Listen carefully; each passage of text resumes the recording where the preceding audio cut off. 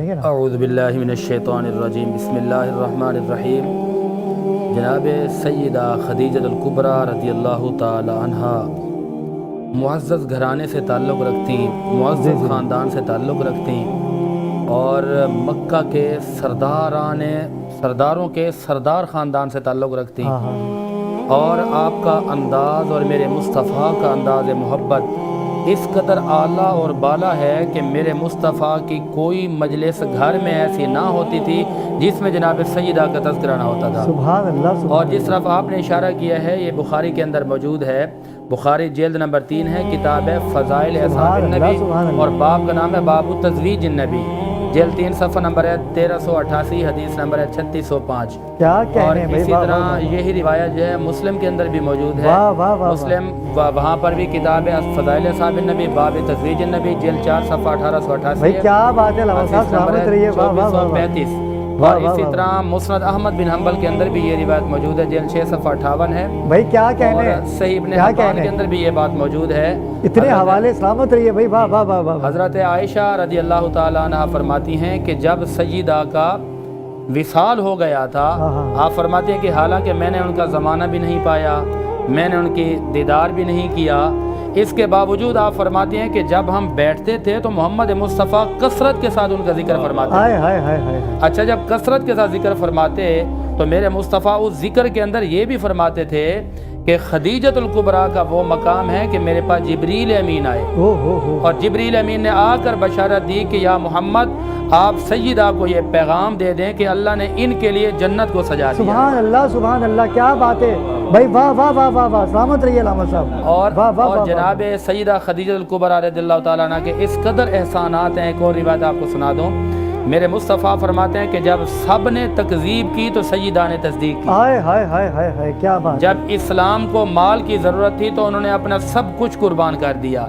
مستدرک حاکم کتاب کا نام ہے، اس کی جلد نمبر 3 ہے، صفحہ نمبر 304 ہے، حدیث نمبر ہے 4448۔ کیا کہنے۔ اور اسی طرح یہی روایت جو ہے سیر و اعلام النبلاء کتاب کا نام ہے، اس کی جلد 2 صفحہ 117 پر بھی موجود ہے، طبقات کبریٰ جلد 8 صفحہ نمبر 118 پر بھی یہ بات موجود ہے، اور یہی بات البدایہ والنہایہ کے اندر بھی موجود ہے۔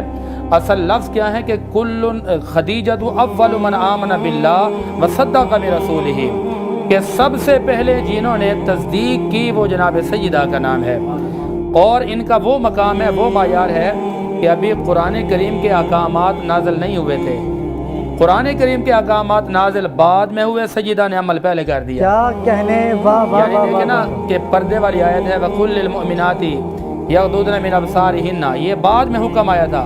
جناب سیدہ خدیجہ الکبریٰ رضی اللہ تعالیٰ عنہ اس حکم کے نازل ہونے سے بھی پہلے باپردہ رہتی تھی۔ اور اسی طرح نماز کا تذکرہ، نماز کا حکم بعد میں آیا تھا، اللہ کی عبادت یہ پہلے کیا کرتی تھی۔ یہ ان کا معیار ہے، یہ ان کا انداز ہے۔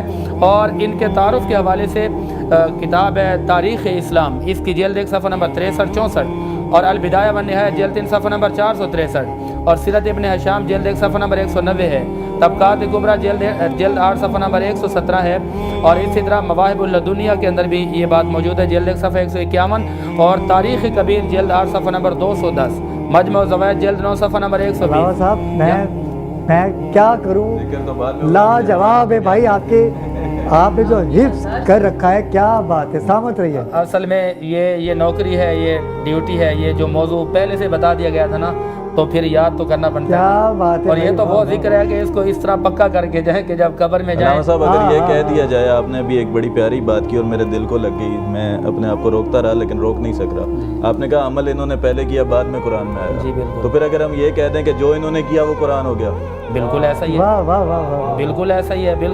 یہ دیکھیں جناب سیدہ خدیجہ الکبریٰ رضی اللہ تعالیٰ عنہ کا معیار بھی یہ کہ انہوں نے عمل پہلے کیا، حکم بعد میں آیا، اور میرے مصطفیٰ کا معیار بھی یہ کہ مصطفیٰ نے جو بولا رب نے قرآن بنا دیا۔ کیا بات ہے، بے شک بے شک بے شک، گھر کا قصیدہ، اور رب نے قرآن بنا دیا۔ اور یہاں پر یہ ساری باتیں ہیں کہ جناب سیدہ خدیجہ الکبریٰ، اگرچہ یہ واقعہ پہلے بیان کیا جا چکا ہے لیکن میں اس میں 2 جملے ایڈ کرنا چاہتا ہوں کہ جب سیدہ خدیجہ الکبریٰ رضی اللہ تعالی عنہا نے اپنے غلام کو جس کا نام تھا میسرہ روانہ کیا نا، تو ان کے ذمہ کام لگایا تھا کہ پورے راستے میں محمد عربی کی کسی بات کا انکار نہ کرنا، یہ بات ہے کسی بات کا انکار نہ کرنا، اور آج سے میں ایک بات کا خیال کرنا کہ جو معاملات ہوں وہ مجھے آ کے بتانا، جو معاملات ہوں وہ آ کے بتانا۔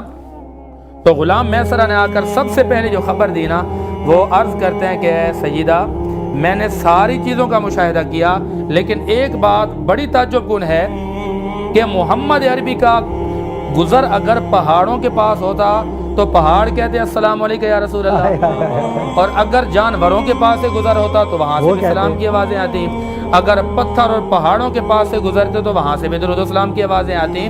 تو جناب سیدہ خدیجہ الکبریٰ رضی اللہ تعالیٰ عنہ نے یہ معیار سننے کے بعد پیغام نکاح بھیجا کیا کہنے ہیں، کہ کیا جس مصطفیٰ کی، جس محمد کی شان اتنی ہے، صداقت ہو، امانت ہو، شرافت ہو، دیانت ہو، یہ سب میرے مصطفیٰ کے در کی لونڈیاں ہیں۔